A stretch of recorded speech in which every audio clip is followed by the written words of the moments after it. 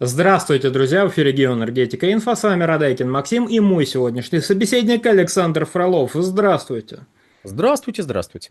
Несколько дней потребовалось Брюсселю, чтобы переварить коррупционный скандал в Киеве и как-то попытаться отреагировать. Отреагировали. И европейские банки выдадут Киеву кредит в 127 миллионов евро на закупку газа в ЕС. Ведущие европейские банки развития и украинская энергетическая компания «Нафтогаз» уже подписали соглашение о предоставлении сотен миллионов евро для обеспечения поставок газа на Украину, пишет Reuters. Александр, пожалуйста, прокомментируйте, насколько успешно происходит закупка газа для Украины в ЕС. И самое главное, как у Украины дела с газом. Украины дела с газом настолько прекрасно, что в этом году максимальные объемы закупок за прошедшие, в период с 2021 года, не включая 2021 год, сейчас объемы импорта максимальные. То есть в 2022, 2023, 2024 годах Украина импортировала не просто меньше, а кратно меньше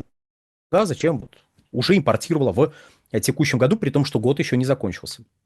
У нас еще впереди вторая половина ноября, еще впереди декабрь, а декабрь может быть разным, он может быть как очень холодным, так и умеренным, а может быть будет теплынь какая-то невероятная, но при этом мы можем отметить ряд количественных показателей и примерить эти количественные показатели на те объемы денег, которые выделены Украине.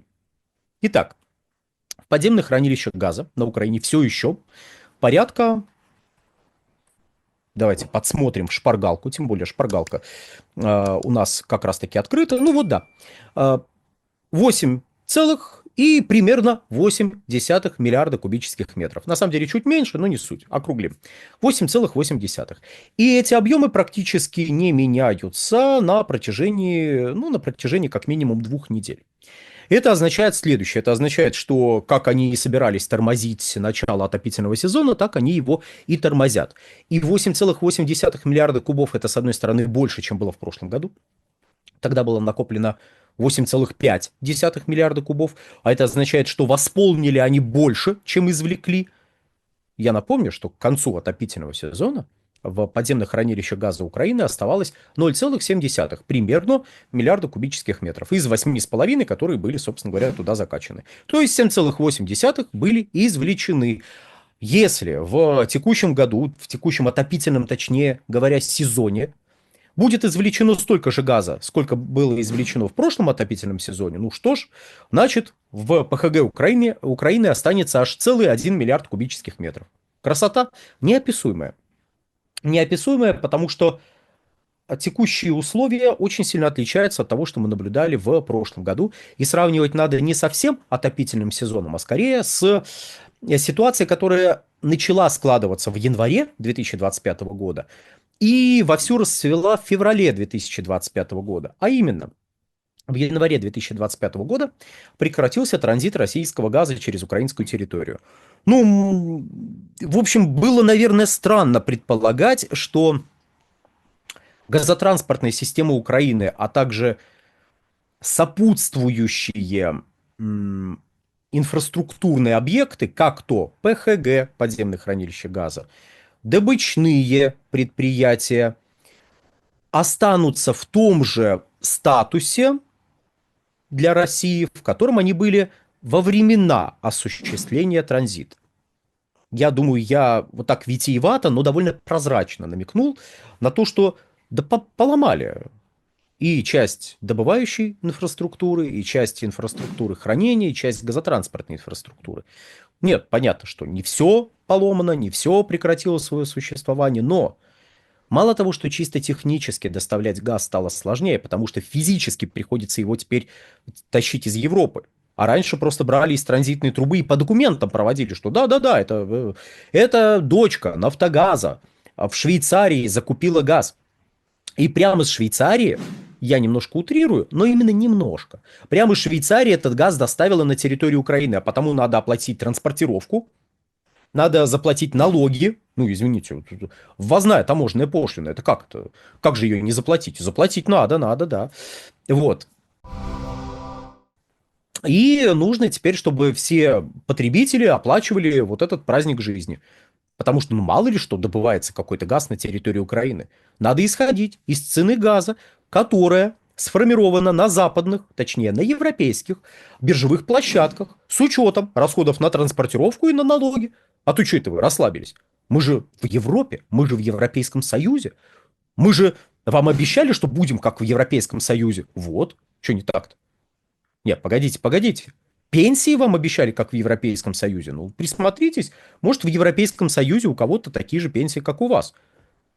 Но если вам кто-то сказал, что у всех там пенсия 10 тысяч евро, ну, может, просто не уточнили, что 10 тысяч евро за 2 года. М? Или за 3. Или за 4. Вы же с них спрашиваете, кто вам это говорил. Кстати, никого во власти, ну, кроме, возможно, мэра Киева, да и то это, знаете, та еще власть, из тех, кто прыгал на Майдане, кричал, что надо бы этого кровавого тирана Януковича, как он там... да. Так вот, кровавого тирана Януковича свергли, и все расцвело. Европейский сад просто зацвел на каждом углу.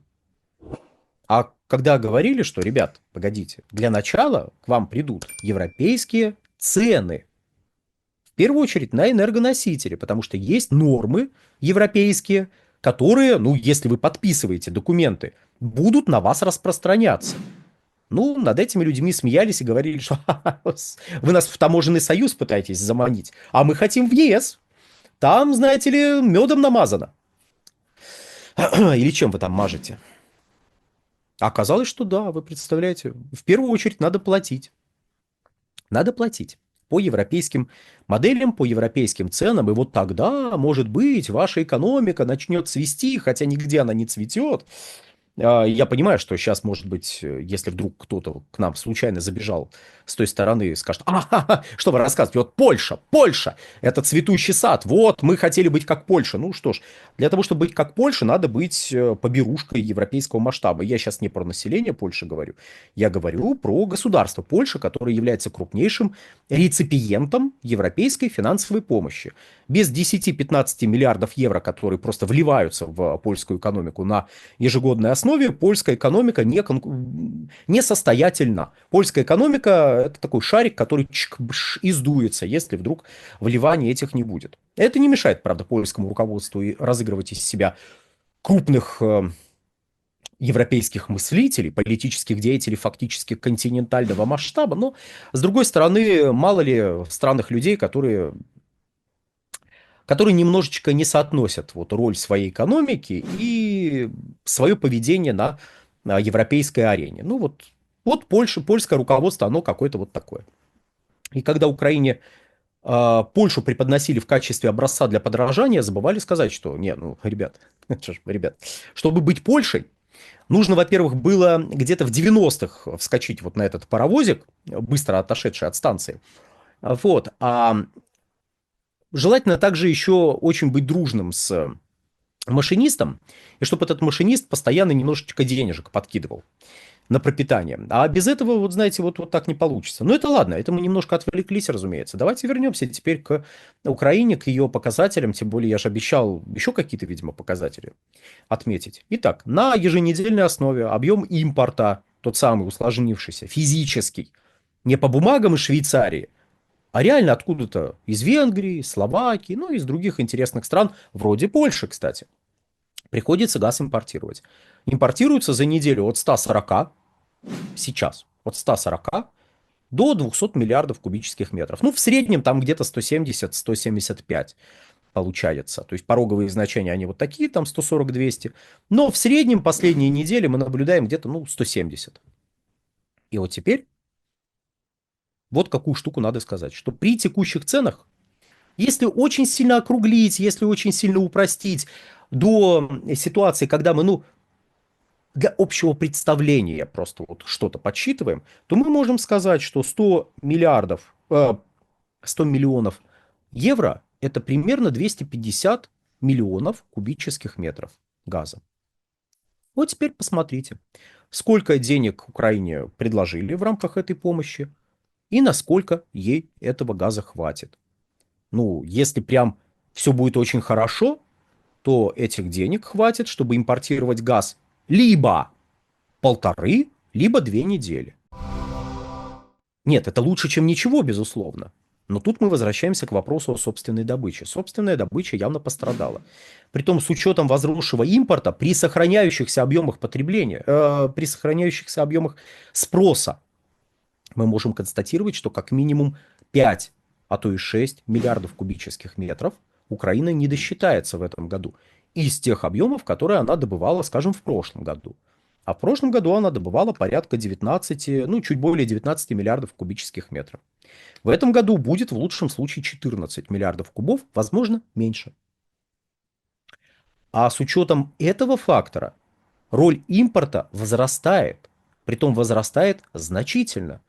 Но в качестве некого парирования, попытки парирования возникающих рисков, руководство Украины отодвигает начало отопительного сезона, что мы на данный момент наблюдаем в виде сохраняющихся объемов, накопленных в подземных хранилищах. По идее, сейчас они уже должны сокращаться. По чуть-чуть, понемножечку, но сокращаться. Они не сокращаются, они остаются, по крайней мере, по ситуации на 15 ноября, они остаются примерно на тех объемах пиковых, которых удалось достичь. Но еще раз, это 8,8 миллиарда кубических метров. Это второй с конца показатель накопленных запасов за всю историю независимости Украины. То есть раньше было не просто лучше, а самый худший результат был в 2024 году, перед началом отопительного сезона 2024-2025 года. Сейчас результат немногим лучше. А с учетом проблем добычи, с учетом непонятно какой погоды, ну, которую мы будем наблюдать на европейском континенте, включая Украину, на протяжении следующих месяцев, 4, мы вообще не можем прогнозировать, какие объемы будут отобраны из подземных хранилищ. И кроме того, мы здесь, опять же, должны задаться вопросом, насколько стабильно, чисто теоретически, могут осуществляться поставки газа на территорию Украины в ходе отопительного сезона. При том, что сами по себе поставки, сам по себе импорт в отдельные недели может достигать и 250 миллионов кубических метров. Это не то, что он обязательно будет достигать, но потребности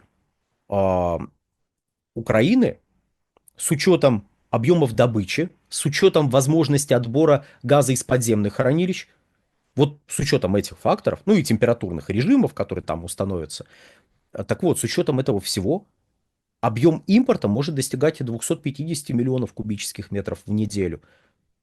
То есть Украине дали денег чуть более чем на 1 неделю такого интенсивного импорта. Ну хорошо, на 2 недели не очень интенсивного импорта. Ну или где-то на 1,5 недели, если не то, не сё. А недель, в общем-то, в отопительном сезоне немножко больше. 1, даже немножко больше 2. Прям самую малость. В общем, финализируя, мы можем заметить следующее.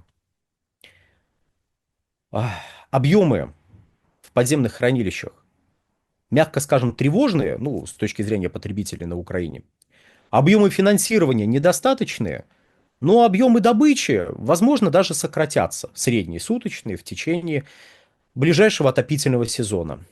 Потому что, ну, знаете, входящие обстоятельства, которые стали следствием прекращения транзита российского газа через Украину, мудро допущенного украинским руководством, ну, вот эти входящие обстоятельства сбрасывать со счетов не только нельзя, но их, наоборот, надо учитывать в своих прогнозах касательно успешного прохождения отопительного сезона государством под названием Украина. На этом, дорогие друзья, в общем-то, все. Всего хорошего. Александр, большое спасибо за комментарии, друзья. Подписывайтесь на телеграм-канал Геоэнергетика Инфо. Подписывайтесь на телеграм-канал Александра Фролова. Ссылки будут в описании и закрепленном комментарии. Там же будут реквизиты для желающих финансово поддержать наш проект, чтобы мы дальше также бодро вещали на всех площадках без монетизации, исключительно благодаря вашей финансовой поддержке на Sponsor.ru. Спасибо, до новых встреч. Всего хорошего.